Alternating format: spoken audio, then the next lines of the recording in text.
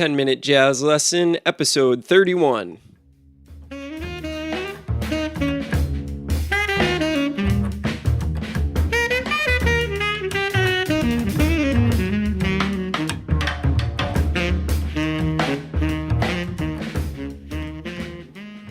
Hey everybody, and welcome back to another episode of the 10-Minute Jazz Lesson Podcast. This is episode number 31.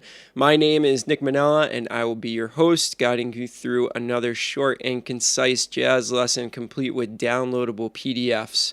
So a couple of housekeeping things before we get into the lesson for today. Make sure you go and check out our website at 10minutejazzlesson.com. That's the number 10, minutejazzlesson.com. You can find our blog, our store, all kinds of cool stuff there. And you can also find the downloadable PDF for this episode at the website as well. So make sure you go and check it out and get your free copy of this week's lesson. We also want to ask you, if you have a couple of minutes, to please go on iTunes and leave us a quick rating and review. That really helps us. Thank you so much to everybody that has done it so far.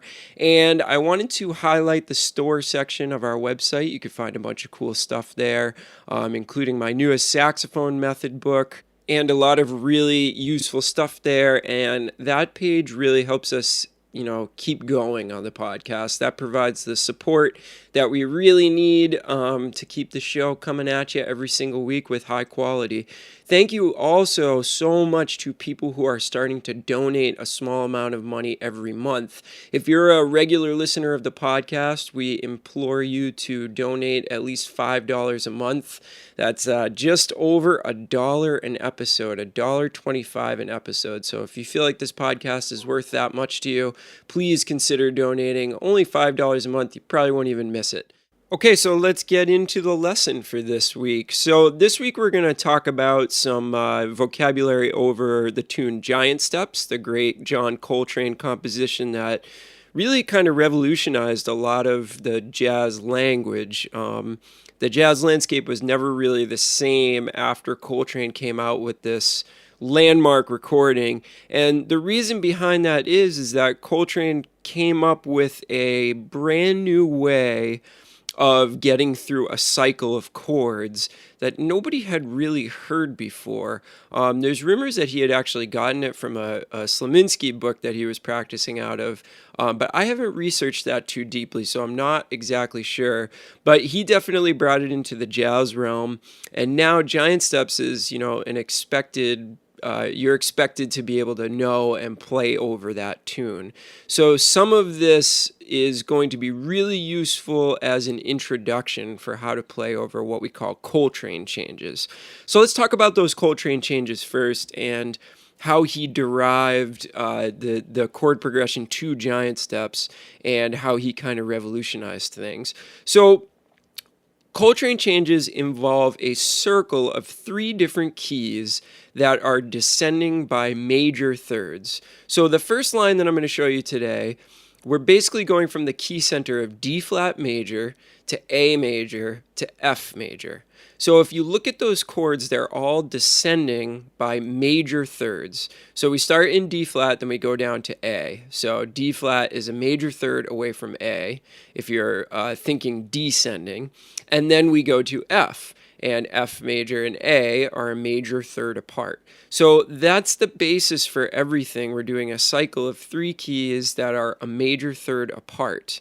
Now, the way that we get to the next key is so if you look at the first example, we're going from D flat major 7 to E7, which is the 5 of A major 7. So we're getting there by way of a 5 chord, which is very, very traditional. But when you go from a D flat major 7 chord to an E7 chord, it really has a very different sound than anything else that we hear in jazz. And that's really what made this chord progression stand out in people's ears almost immediately as a brand new thing, is that you didn't hear this type of harmonic movement very much before Coltrane did it. So if you look at it, we're going D flat major 7 to E7, then we're resolving to the A major 7, then we're going to go to the 5 chord of F major 7, which is a C7. So after that you get D major 7, E7, A major 7, C7, F major 7. And that completes our Coltrane cycle of being able to rapidly shift between all three of those major keys via their 5 chords. So the first line that I've got for you is very scale oriented. And I feel like this would be a great one to start with because it's not very difficult to analyze and figure out what's going on. So let me play it for you and then we'll talk about it a little bit. Here is line number 1.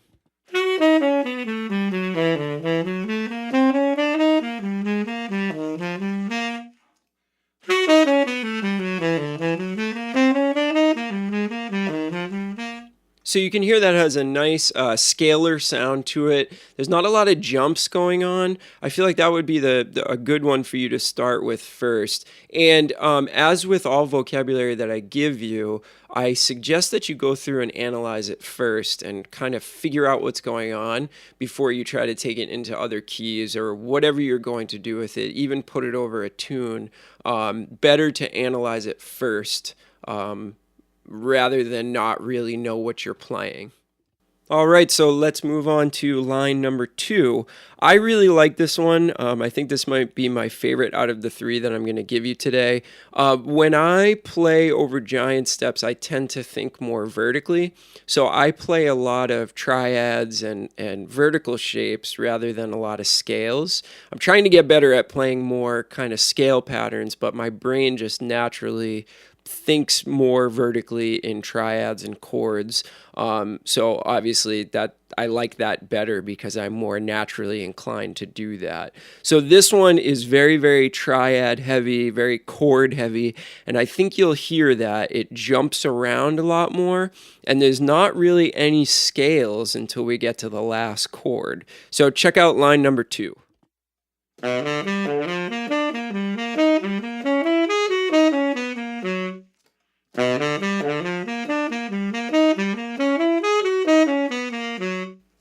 So you can hear how much of a different sound that one has than number 1 because, again, it's much more vertical. And doesn't it sound cool just how rapidly it goes between keys? It's one of the coolest parts about the Coltrane cycle is that it's just key after key after key after key, and they're not very close to each other. It goes through a lot of different key signatures very, very quickly, which I think is what made it so popular. So line number 3 is a little bit of a combination of the vertical stuff and the scale stuff. It's a little bit more scale heavy than vertical, I will say that, but there are some larger jumps in it. This one starts out on the root. Actually over each chord it plays the root first. So this is actually a great one as well for all of you out there that don't have very much experience with these changes. This would be another great one because it doesn't start on one of the other chord tones, which is sometimes a little bit harder to think about. So check out line number 3.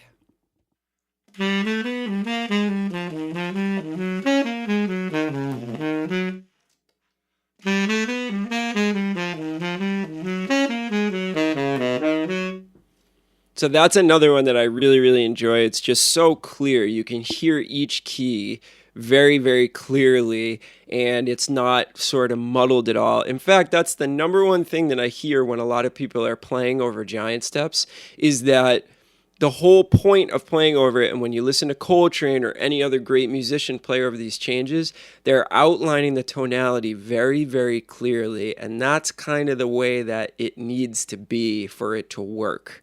So what I suggest doing with these lines is they're a good base of operations for you if you want to start working on Coltrane changes. Now what you need to do is come up with, maybe 20, 30 more that you write using these 3 as a template. These will give you a really good idea on how to compose a good line through the Coltrane changes.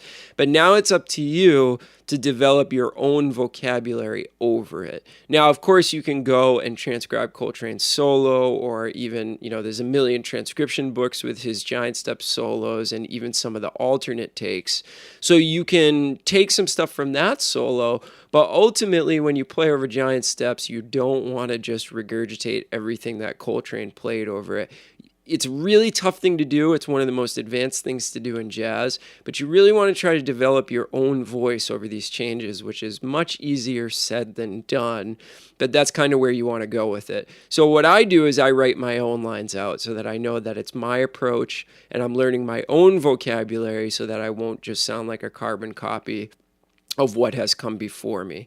So that about does it for this week. Make sure that you go to the website and grab the PDF of those 3 lines. It'll get you going on your Coltrane cycle work. And I hope you gained something from this. So again, we really, really want to stress the fact that if you can give even $1 a month to us, we really would appreciate that. It just helps us to keep the podcast going. You can find the donate button under the PayPal symbol on our website. And when you go to donate, it'll give you the option of doing a monthly recurring payment. Thank you so much to everybody that has already done that. It really, really helps us out here.